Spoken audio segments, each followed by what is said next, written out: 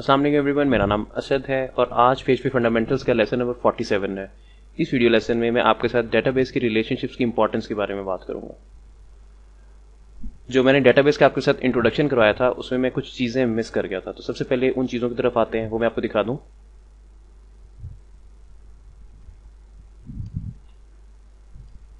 सबसे पहले एसक्यूएल एक लैंग्वेज है जो हमें अलाउ करती है डेटाबेस के साथ कम्युनिकेट करने के लिए, और एसक्यूएल एक एक्रोनिम है जो कि स्टैंड करता है स्ट्रक्चर्ड क्वेरी लैंग्वेज। हमने जितनी भी क्वेरीज लिखी थी उसमें सेलेक्ट की क्वेरी थी, उसके बाद इंसर्ट की, अपडेट की और डिलीट की क्वेरी थी। तो वो जो सिंटेक्स आपने देखा था क्वेरी लिखने वाला, वो बेसिकली एसक्यूएल है। उसके बाद जो डेटाबेस हम लोग इस्तेमाल कर रहे हैं वो तो आप लोगों को पता है, हम लोग शुरू से डिस्कस करते आ रहे हैं। उसका नाम है MySQL, और जो MySQL डेटाबेस है ये एक DBMS है। अब DBMS क्या है? ये भी एक एक्रोनिम है जो कि स्टैंड करता है RDBMS। जो RDBMS है वो स्टैंड करता है रिलेशनल डेटाबेस मैनेजमेंट सिस्टम। तो जो एसक्यूएल है यानी कि स्ट्रक्चर्ड क्वेरी लैंग्वेज है, इसको basically relational database management systems के लिए इस्तेमाल किया जाता है। यानी कि जब भी आप डेटाबेस के साथ कम्युनिकेट करना चाहते हैं आप एसक्यूएल की मदद से करते हैं। बहुत सारी डेटाबेसेस हैं जिनमें एसक्यूएल इस्तेमाल होती है, जैसे फॉर एग्जांपल माई एसक्यूएल जो इस्तेमाल कर रहे हैं हम लोग ऑलरेडी। उसके बाद ऑरेकल भी एक डेटाबेस है। उसके बाद आईबीएम की एक डेटाबेस है DB2 के नाम से। उसके बाद एक डेटाबेस है साइबेस के नाम से। उसके बाद माइक्रोसॉफ्ट एक्सेस में भी ये इस्तेमाल होती है। उसके साथ साथ एसक्यूएल सर्वर में भी, जो एसक्यूएल सर्वर है ये भी माइक्रोसॉफ्ट की प्रोडक्ट है, माइक्रोसॉफ्ट एक्सेट्रा। ये जितनी भी डेटाबेसेस मैंने आपके सामने लिखी हैं ये सारी की सारी RDBMS कहलाती हैं, और इनमें जो लैंग्वेज इस्तेमाल होती है कम्युनिकेशन के लिए वो एसक्यूएल होती है। तो इससे ये चीज़ साबित होती है कि अगर आप एसक्यूएल अच्छी तरह से सीख लेते हैं तो ये सीख लेने के बाद आप जो ये बाकी की डेटाबेसेस हैं आप आसानी के साथ इस्तेमाल कर सकते हैं। तो ऑब्वियसली अगर आप डिफरेंट डेटाबेसेस की बात करते हैं तो एक डेटाबेस दूसरी डेटाबेस से वेरी करती है, यानी कि फंक्शनैलिटीज में फर्क आ जाता है। तो वो साथ साथ आप लर्न कर सकते हैं, लेकिन जो मेन चीज है वो एसक्यूएल है। ओके, तो अब यहां पे बात शुरू करते हैं कि डेटाबेस में रिलेशनशिप्स क्यों इंपॉर्टेंस रखते हैं। आपके सामने मैं एक छोटी सी एग्जांपल करता हूं।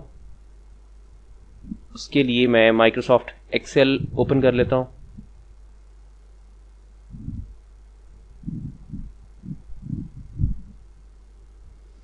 माइक्रोसॉफ्ट एक्सेल को मैंने यहाँ पे ओपन कर लिया। इसको मैंने ओपन इसलिए किया है, मैं यहाँ पे आपको टेबल एक बना के दिखाना चाहता हूँ और उसमें मैं कुछ डाटा इंसर्ट करूंगा और फिर उस डाटा को लेके बात करेंगे।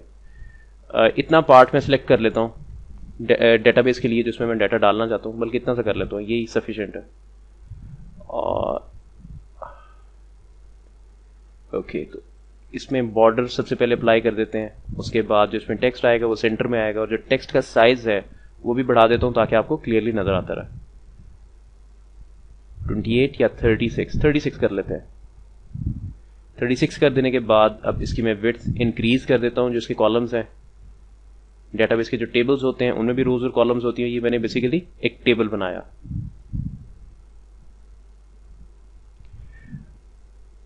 टेबल का जो टॉप है जहां पे टेबल की फील्ड्स आएंगे उसको मैं कोई कलर असाइन कर देता हूं,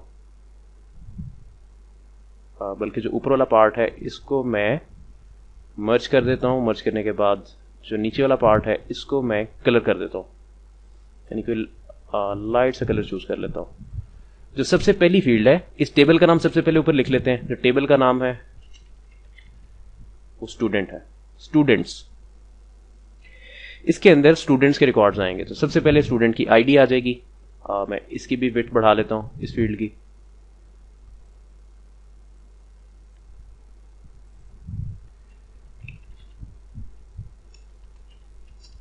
स्टूडेंट आईडी,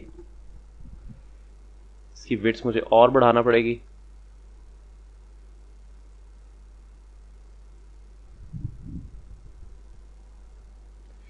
ओके, जो नेक्स्ट फील्ड है, नेक्स्ट फील्ड में लेट्स सपोज मैं लिख देता हूं फर्स्ट नेम, और जो नेक्स्ट फील्ड है उससे अगली उसमें लिख देता हूं लास्ट नेम, और जो आखिरी फील्ड है उसमें कोर्स नेम। अब हमारे पास जो कोर्सेज अवेलेबल हैं फॉर एग्जांपल, उनको मैं यहां पे स्पेसिफाई कर देता हूं थोड़ा सा आगे चल के अलग से, और इसका भी डाटा सेंटर, इसमें भी टेक्स्ट सेंटर में आ जाएगा। उसके बाद टेक्स्ट को मैंने सेंट्रली अलाइन कर दिया, और उसके बाद इस पे बॉर्डर्स भी लगा दिए। तो यहां पे मैं लिखता हूं कोर्सेस। ये कोर्सेस के नाम से एक अलग से टेबल है।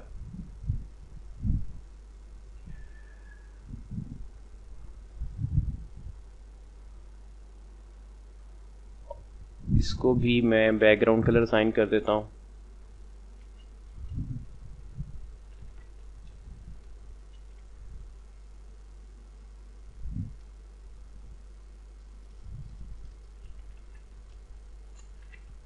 Course name.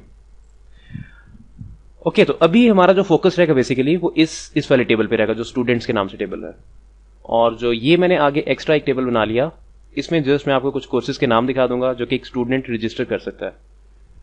यानी कि जैसे आप यूनिवर्सिटी में जाते हैं, यूनिवर्सिटी में जाने के बाद आप एक सेमेस्टर में कोर्सेज रजिस्टर करते हैं, तो तकरीबन एक सेमेस्टर में आप 4 या 5 कोर्सेज पढ़ रहे होते हैं, कुछ लोग 2 भी पढ़ रहे होते हैं।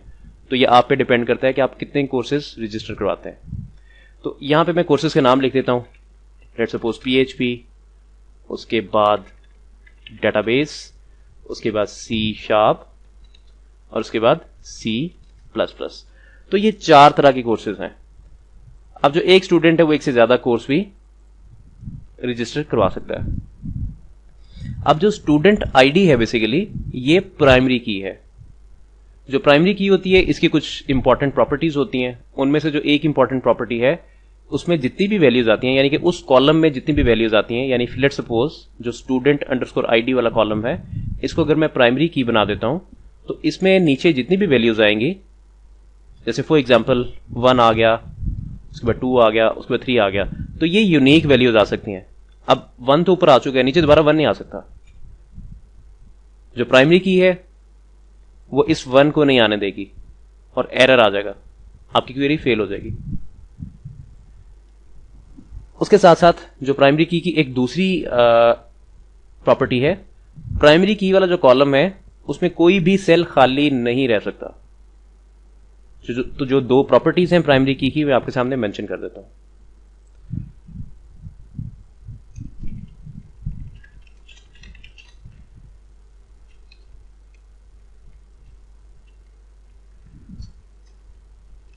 Only unique values are allowed in a primary key column। और जो इसकी सेकंड प्रॉपर्टी है,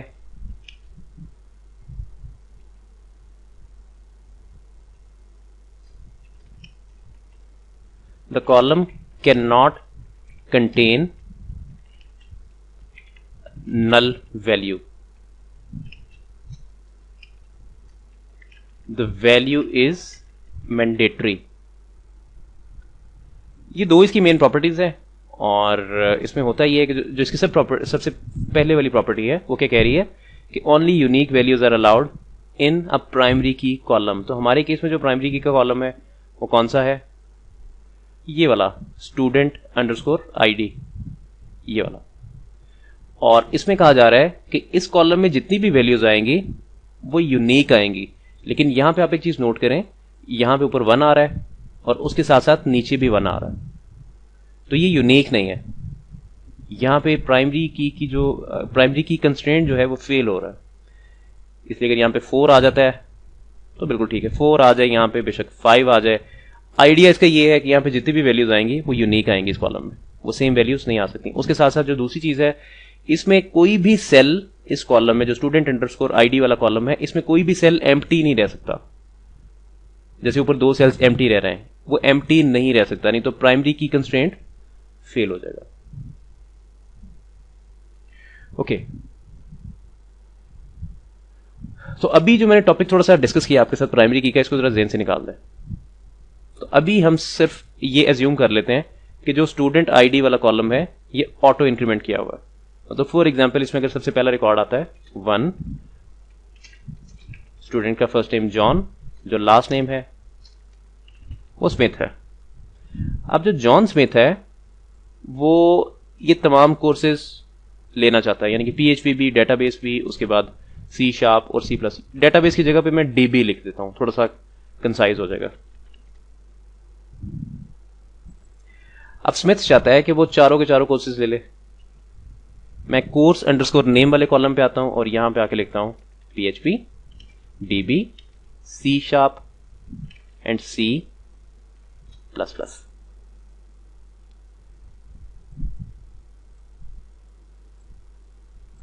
अब यहां पर आप एक चीज नोट करें, उसने 4 कोर्सेज तो ले लिए, लेकिन चारों के चारों जो कोर्सेज हैं वो एक ही सेल के अंदर आ गए।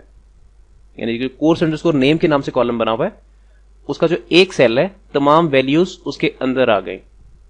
अब यहां पे मसला क्या आ सकता है? लेट्स सपोज आप चेक करना चाहते हैं कि क्या जो स्मिथ है उसने DB रजिस्टर किया हुआ है, तो होगा क्या, ये पूरी स्ट्रिंग निकलेगी और इस पूरी स्ट्रिंग में से DB इस सब स्ट्रिंग को सर्च करना पड़ेगा, और ये एक एक्सपेंसिव ऑपरेशन है। उसके बाद अगर C# को सर्च करना पड़ेगा तो ये भी एक एक्सपेंसिव ऑपरेशन है। मतलब स्ट्रिंग का आप कंपैरिजन कर रहे हैं और उसके अंदर जाके सब स्ट्रिंग फाइंड कर रहे हैं, तो ये कोई अच्छी अप्रोच नहीं है। जिस टाइम पे रिलेशनल डेटाबेस का कॉन्सेप्ट नहीं आया था, तो उससे पहले जो काम होता था वो इसी तरह से होता था। यानी कि जो एक टेबल सेल होता था, एक टेबल सेल में मल्टीपल वैल्यूज आ सकती थी। तो देखें मल्टीपल वैल्यूज आ रही है। एक वैल्यू है PHP, उसके बाद DB, उसके बाद C# और उसके बाद C++।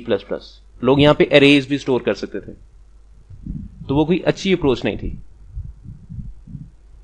तो इसको ज्यादा एफिशिएंट बनाया जा सकता है, इसको ज्यादा एफिशिएंट रिलेशनशिप्स की बेस पे बनाया जा सकता है। इसके पीछे दूसरा आइडिया, लेट्स सपोज अगर आप कहते हैं कि मैं सर्च को ज्यादा बेहतर बना सकता हूं, तो सर्च को ज्यादा बेहतर बनाने के लिए आपने क्या काम किया, ये जो यहां पे कोर्सेज आपको नजर आ रहे हैं आपने इनको रिमूव किया और उनको जो अगले सेल्स हैं, यानी कि नेक्स्ट रोज के जो सेल हैं, आपने वहां पे इनको एडअप कर दिया।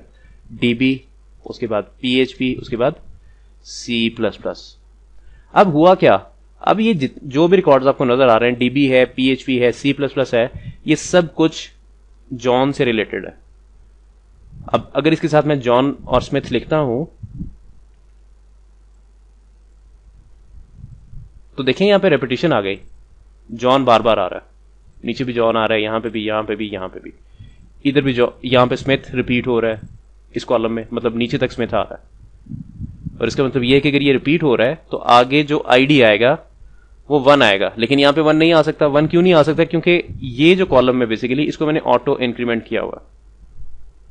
अगर मैं इसको ऑटो इंक्रीमेंट नहीं भी करता, स्टूडेंट अंडरस्कोर आईडी, अगर मैं इसको ऑटो इंक्रीमेंट नहीं भी करता और आप यही अप्रोच यूज करते, 1 यहां पे आ जाता, 1 यहां पे आ जाता, तो ये भी बहुत बुरी अप्रोच है। ये ठीक काम नहीं हो रहा। ये ठीक काम क्यों नहीं हो रहा? फॉर एग्जाम्पल यहां पे एक और स्टूडेंट आ जाता, इसको मैं कॉपी करता हूं, कॉपी कर देने के बाद यहां पे पेस्ट कर देता हूं। अब यहां पे लेट्स सपोज कोई सेकंड स्टूडेंट आ जाता,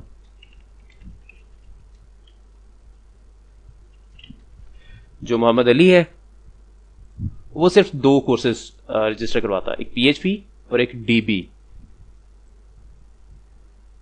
तो उसके केस में क्या होता है, यहां पे ID2 आ जाता, नीचे भी ID2 आ जाता, और जो मोहम्मद अली है उसको मैं कॉपी करके यहां पेस्ट कर देता हूं, यहां पे मोहम्मद अली आ जाता, और नीचे वाली रोज फिलहाल मैं छोड़ देता हूं। तो कुछ यहां पे नीचे और स्टूडेंट्स आ जाते, लेट्स से एक स्टूडेंट आ जाता रॉजर हार्पर के नाम से, और उसने अभी कोई भी कोर्स रजिस्टर ना करवाया होता। उसके साथ साथ नंबर 4 पे एक और स्टूडेंट आ जाता,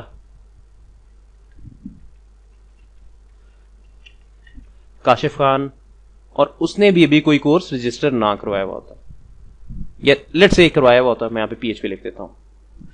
अब इस टेबल में देखें आपको बहुत कुछ रिपीट होता हुआ नजर आ रहा है। सबसे पहले यहां पे जो आईडीज हैं वो रिपीट हो रही हैं, 1 1 1 1। उसके बाद यहां पे नीचे 2 2 आ रहा है, और इसके साथ मोस्ट इंपॉर्टेंटली जो मेन पार्ट है जिसकी वजह से ये एक थर्ड क्लास अप्रोच कंसिडर की जाती है, यहां पे जो स्ट्रिंग वाला डाटा है वो रिपीट हो रहा है। जॉन जॉन जॉन जॉन, उसके आगे स्मिथ स्मिथ स्मिथ स्मिथ, उसके आगे अली अली। और जो ये वाला डाटा है PHP DB PHP सी, ये PHP नहीं आएगा, यहाँ पे C# आएगा सब।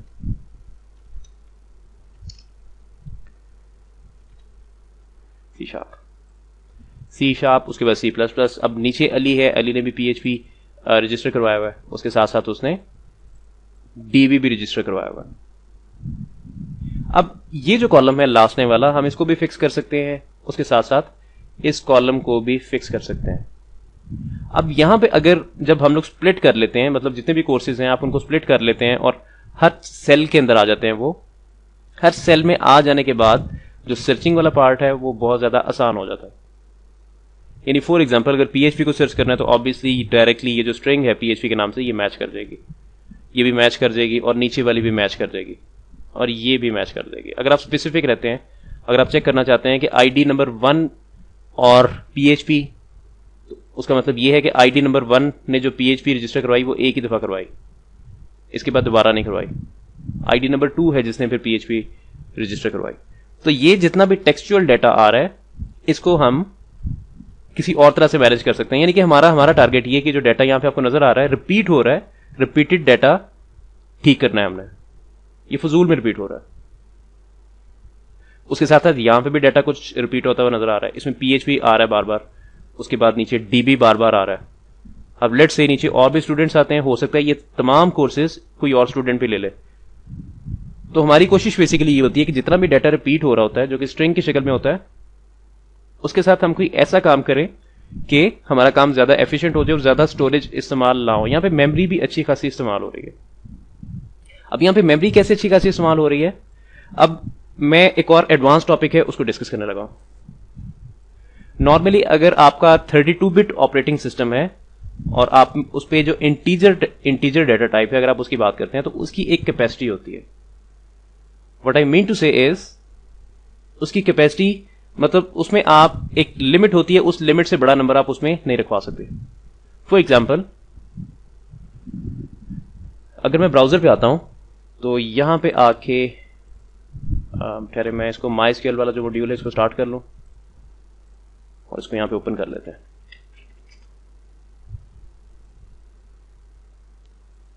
PHP My Admin, और PHP My Admin के बाद जो टेबल कल क्रिएट किया था उस टेबल में चलते हैं। डेटाबेस सिलेक्ट कर ली मैंने, test_db, उसके बाद मैंने यूजर्स पे क्लिक किया और ये मेरे पास डाटा आ गया। अब लेट सपोज मैं स्ट्रक्चर पे जाता हूं, स्ट्रक्चर पे जाने के बाद मैं यहां पे चेंज पे क्लिक करता हूं, किसी जगह पे मैं चेंज पे क्लिक कर देता हूं, यानी ये ईमेल के नाम से कॉलम है, यहां पे जो चेंज लिखा हुआ है इसके आगे मैं इस पे क्लिक कर देता हूं। यानी चेंज का मतलब है कि आप इसको एडिट कर सकते हैं। अब यहां पे देखें, यहां पे जितनी भी डाटा टाइप्स आ रही हैं उनके ऊपर अगर मैं कर्सर लेके जा रहा हूं तो नीचे एक छोटी सी टूल टिप आपको नजर आ रही है, उसमें लिखा हुआ है an 8 byte integer. An 8 byte integer, अगर मैं जाता हूं इस पे एंड पे लिखा हुआ है अब 4 बाइट इंटीजर। तो 4 बाइट इंटीजर में कितनी बिट्स होती हैं, अभी इस तरफ आते हैं, थोड़ा सा कैलकुलेशन वाला भी काम कर लेते हैं।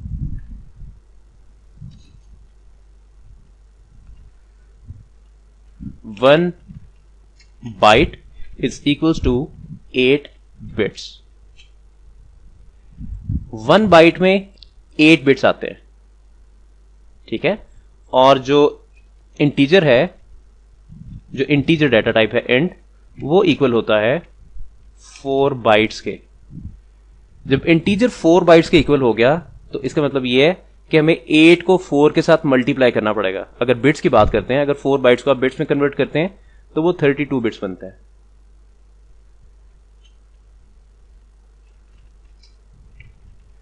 बिट्स। और अगर आप देखना चाहते हैं कि इसकी कैपेसिटी कितनी है, ये जो इंटीजर वाली डाटा टाइप है डेटाबेस में, इसकी कैपेसिटी कितनी है, तो आप सिंपली क्या करेंगे, 2 रेज टू पावर 32, आप इसको कैलकुलेट कर लेंगे। मैं यहां पे कैलकुलेटर ओपन करता हूं और मजे की बात यह है कि मुझे इस पे पावर कैलकुलेट नहीं करनी आती। चलिए ट्राई करते हैं। साइंटिफिक, मेरे ख्याल से यहां से कर सकते हैं इससे। ओके, यहां पे मैं लिखता हूं 2 और मैंने शिफ्ट की प्रेस की, उसके बाद ये कैरेट वाला साइन प्रेस किया और उसके आगे नहीं हुआ 2 और x raise to power y लिखा हुआ है, हाँ ठीक हो गया, x raise to power y, ये मैंने कैलकुलेटर पे प्रेस किया और 2 और उसके आगे कैरेट आ गई, सही करा था मैं। और 32 इसकी पार थी, जब मैंने इक्वल किया तो ये यहां पे आपके सामने वैल्यू आ गई। मैक्सिमम इंटीजर नंबर आप ये वाला स्टोर कर सकते हैं, इससे बड़ा नहीं कर सकते। तो हर डेटा टाइप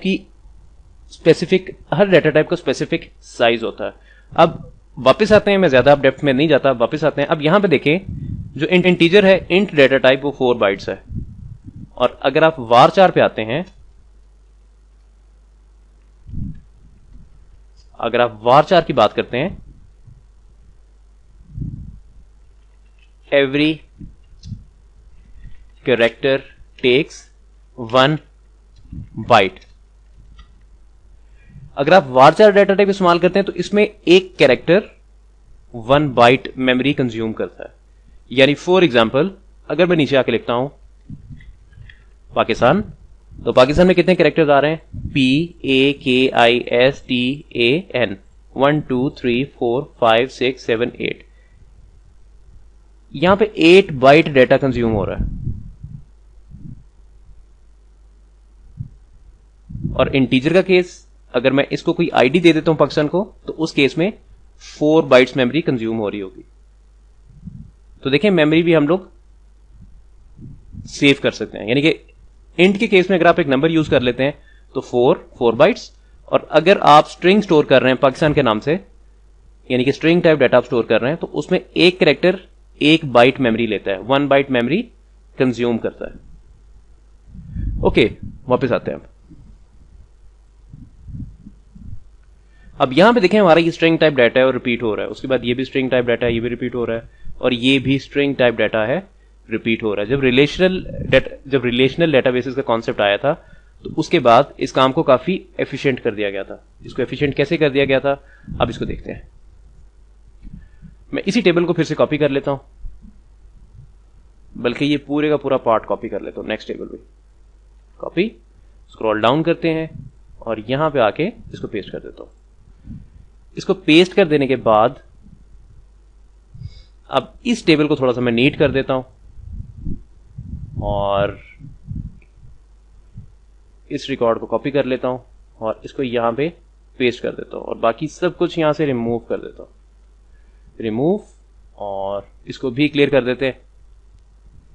क्लियर, और क्लियर कर देने के बाद इस लाइन को मैं सिलेक्ट करता हूं और इसके नीचे बॉर्डर लगा देता हूं, बॉर्डर बॉटम। परफेक्ट हो गया। और अब ये वाला जो पार्ट है, अब इसकी भी जरूरत नहीं है, इसको भी रिमूव कर देते हैं। ये वाला पार्ट, कोर्स नेम वाला।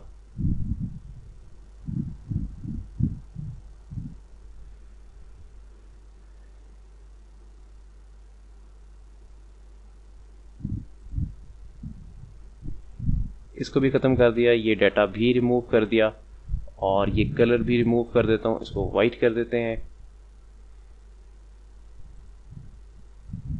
ओहो,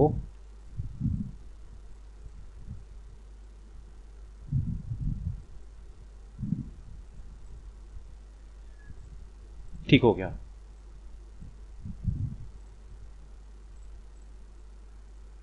ओके, अब हमारे पास 2 टेबल्स आ रहे हैं। एक टेबल ये वाला आ रहा है कोर्सेज के नाम से, जो दूसरा टेबल आ रहा है वो स्टूडेंट्स के नाम से आ रहा है।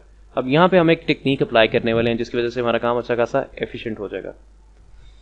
अब वो काम एफिशिएंट कैसे होगा? ये जो कोर्सेज वाला टेबल है, इसमें मैं एक और फील्ड एड अप कर देता हूं जो बेसिकली आईडी की फील्ड है, और उसके बाद इसका साइज भी मुझे बड़ा करना पड़ेगा। लेट्स सपोज इसका साइज मैं कर देता हूं 36 कर देने के बाद मैं यहां पे लिखता हूं आईडी और 50, 51, 52 एंड 53। अब हर आईडी एक कोर्स को रिप्रेजेंट कर रहा है, यानी कि 50 रिप्रेजेंट कर रहा है पीएचपी को, 51 डीबी को रिप्रेजेंट कर रहा है, 52 सी शार्प को रिप्रेजेंट कर रहा है, उसी तरह 53 C++ को रिप्रेजेंट कर रहा है। जैसे आप अपनी क्लास में जाते हैं, आपका एक रोल नंबर साइन हो जाता है, तो वो जो रोल नंबर है वो आपको रिप्रेजेंट कर रहा होता। ओके, अब इस पार्ट को मैं कॉपी कर लेता हूं। इस पार्ट को कॉपी कर लेने के बाद यहां पे नीचे पेस्ट कर देता हूं और इसको मैं खाली कर देता हूं। अभी इसमें और कुछ नहीं पड़ा हुआ। अब ये जो मैंने नीचे आके एक अलग से टेबल बना लिया, अब हमारे पास 3 टेबल्स आ गए। एक टेबल कोर्सेज के नाम से, एक टेबल स्टूडेंट के नाम से और एक टेबल ये नीचे वाला है, इसके लिए भी कोई नाम डिसाइड कर लेते हैं। अब 2 टेबल्स का डाटा आपस में कंबाइन हो रहा है, यानी कि इस टेबल को अगर मैं नाम देता हूं तीसरे वाले टेबल को, इसको जंक्शन टेबल भी कहते हैं। ये ऊपर वाले 2 टेबल्स को आपस में कंबाइन कर रहा है। तो इसको मैं नाम दे देता हूं फॉर एग्जाम्पल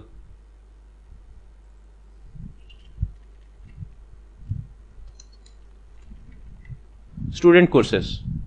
इसको मैंने स्टूडेंट कोर्सेज का नाम दे दिया और यहां पे आ जाएगा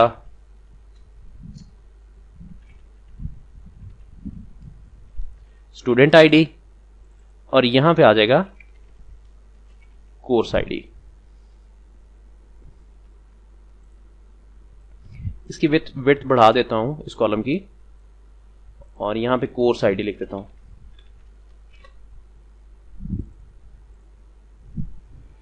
अब कोर्स आईडी जो कि एक प्राइमरी की है, इसको मैं कोई बैकग्राउंड कलर असाइन कर देता हूं।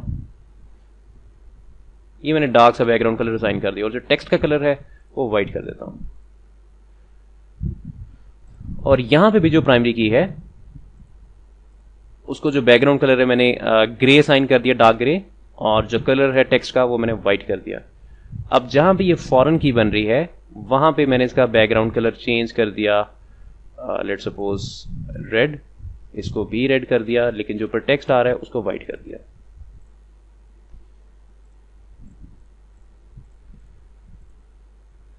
तो ये जो ब्लैक वाले कॉलम्स आ रहे हैं इसका मतलब है प्राइमरी की, और जो नीचे रेड वाले कॉलम्स आ रहे हैं इसका मतलब है फॉरेन की।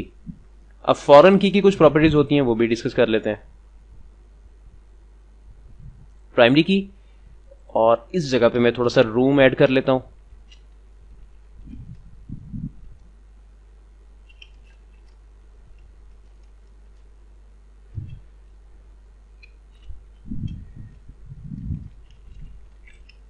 कैन कंटेन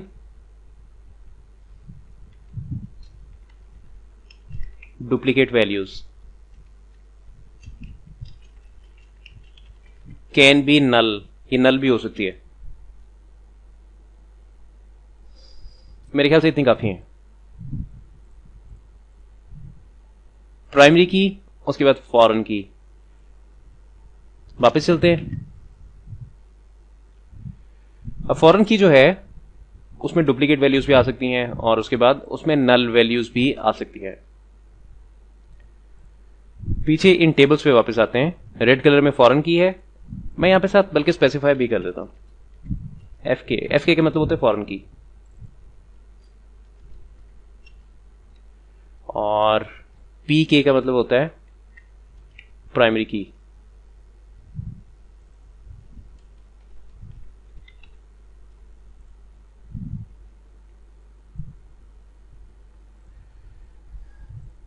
ओके, अब यहां पे देखें जो जॉन है वो एक से ज्यादा कोर्सेज रजिस्टर कर सकता है। अगर मैं यहां पे लिखूं 1, स्टूडेंट आईडी में 1, तो 1 का क्या मतलब है? 1 का मतलब है कि मैं जॉन स्मिथ की बात कर रहा हूं। अब जॉन स्मिथ एक से ज्यादा कोर्सेज ले सकता है। अब उस केस में क्या होगा? ये जो नेक्स्ट कॉलम है कोर्स आईडी वाला, इस कॉलम में कोर्स की आईडीज आ जाएंगी। वो जितने भी कोर्सेज लेगा उनकी आईडीज आ जाएंगी। तो मैं इसको कॉपी करता हूं, यहां पे पेस्ट, फिर से पेस्ट और फिर से पेस्ट। इसको खाली कर देता हूं, इस पार्ट को इसको खाली कर दिया और यहां पे जॉन की आईडी आ गई और उसके आगे कोर्स की आईडी आ गई। लेट्स सपोज वो पीएचपी लेना चाहता है तो पीएचपी की आईडी 50 है। यहां पे फिर से 1 आ गया और आगे 51 आ गया, यहां पे फिर से 1 आ गया और आगे इस जगह पे 52 आ गया।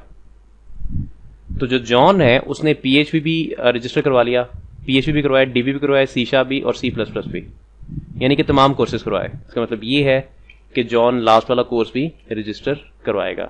अब देखें जो जॉन से रिलेटेड कोर्सेज हैं वो 50 भी है, 51 भी है, 52 भी है, 53 भी है, और 50 से कैसे पता चला कि कोर्स है, वो इस टेबल से पता चला, कोर्सेज वाले से।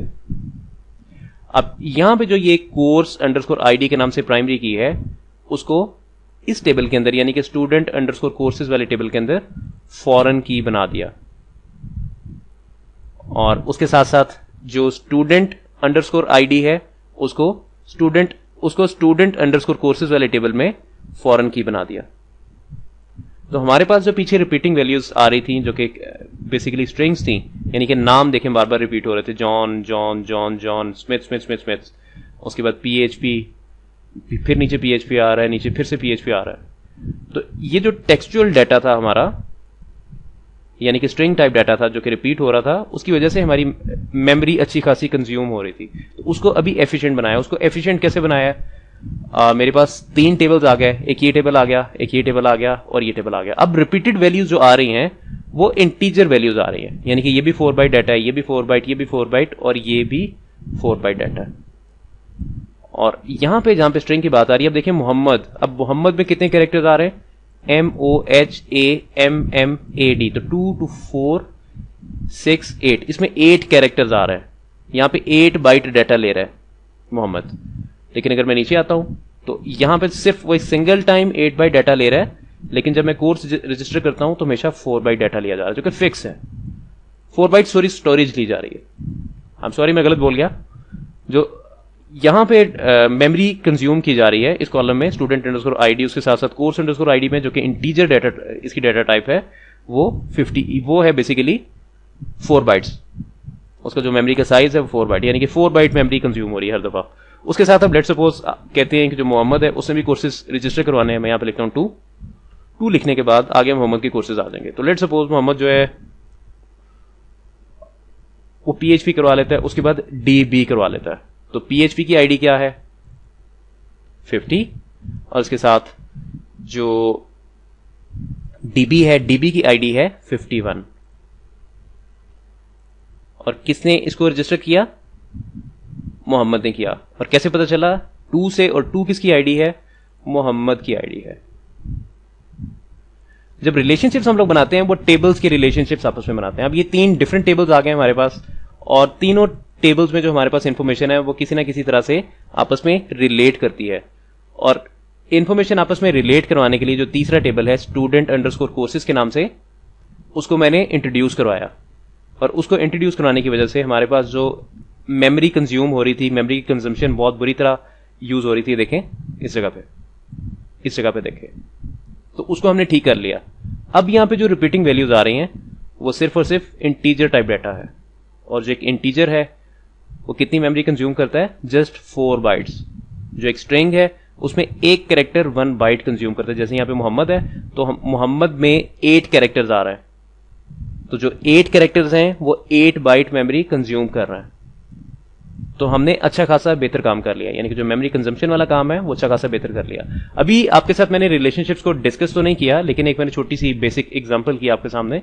ये एक अच्छी अप्रोच है जो आपको भी नजर आ रही है, यानी कि टेबल्स को मैंने स्प्लिट कर दिया। और जो ऊपर वाली अप्रोच है ये वाली, ये एक थर्ड क्लास अप्रोच है।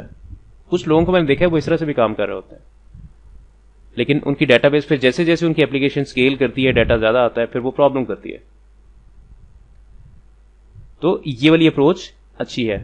तो मेरे ख्याल से आज के लिए इतना काफी है। इंशाल्लाह जो नेक्स्ट वीडियो लेसन है अब उसमें आपके साथ मुलाकात होगी। बल्कि उससे पहले मैं एक चीज आपको दिखा दूं।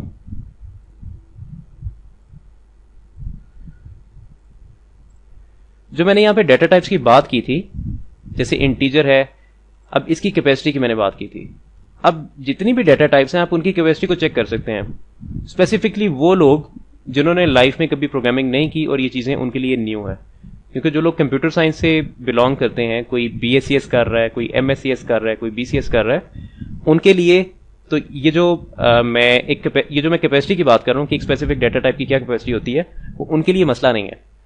लेकिन वो लोग जिन्होंने लाइफ में कभी प्रोग्रामिंग नहीं की है, उनको मैं सजेस्ट करूंगा कि जितनी भी डाटा टाइप्स हैं उनकी कैपेसिटी चेक करें कि उनकी क्या कैपेसिटी होती है, उनमें मैक्सिमम कितनी बड़ी वैल्यू स्टोर करवाई जा सकती है। यानी फॉर एग्जांपल अब यहां पे मैंने कह दिया कि 8 बिट्स होते हैं 1 बाइट में, और जो इंटीजर है उसमें कितने बिट्स होते हैं? उसमें 32 बिट्स होते हैं। लेकिन जो वैल्यू इसमें स्टोर हो सकती है वो हो सकती है, मैंने भी कैलकुलेटर पे कैलकुलेट की थी,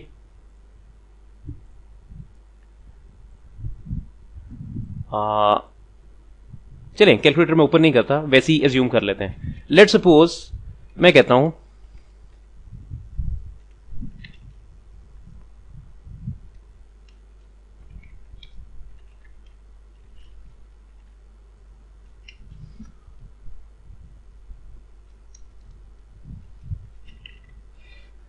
यहां पे मैंने सपोज कर लिया कि जो इंटीजर है उसमें जो मैक्सिमम नंबर आ सकता है वो 65 आ सकता है, यानी कि इसकी जो लिमिट है वो 65,000 तक है। तो मेरे पास अगर यूजर एक नंबर इनपुट कर देता है जो कि 70,000 है, तो मेरा डाटा ज़ाया होगा। अब 70,000 नीचे जो कैपेसिटी आ रही है वो 65,000 आ रही है, तो ये मसला आएगा फिर। तो यहां पे डाटा में इनकंसिस्टेंसी आ गई। तो जितनी भी डाटा टाइप्स हैं उनकी क्या कैपेसिटी होती है, उनमें हम कितना डाटा स्टोर कर सकते हैं, ये उन तमाम लोगों के लिए इंपॉर्टेंट है जिन्होंने लाइफ में कभी प्रोग्रामिंग नहीं की और वो न्यू है। ये कॉन्सेप्ट्स प्रोग्रामिंग में भी इस्तेमाल होते हैं, उसके साथ साथ यहाँ पे डेटाबेस में भी इस्तेमाल होते हैं। तो मेरे ख्याल से आज के लिए इतना काफ़ी है। जो नेक्स्ट वीडियो लेसन है उसमें इंशाल्लाह ताला आपके साथ दोबारा मुलाकात होगी। और इस वीडियो लेसन में अगर किसी को कोई कन्फ्यूजन है तो वो मुझसे कॉन्टेक्ट कर सकता है। जो ग्रुप है वहाँ पे आप क्वेश्चन पोस्ट कर सकते हैं, उसके साथ साथ जो वीडियोस हैं उनके नीचे यूट्यूब पे आप कमेंट कर सकते हैं। तो नेक्स्ट टाइम बात होगी आपके साथ। टेक केयर, अल्लाह हाफ़िज़।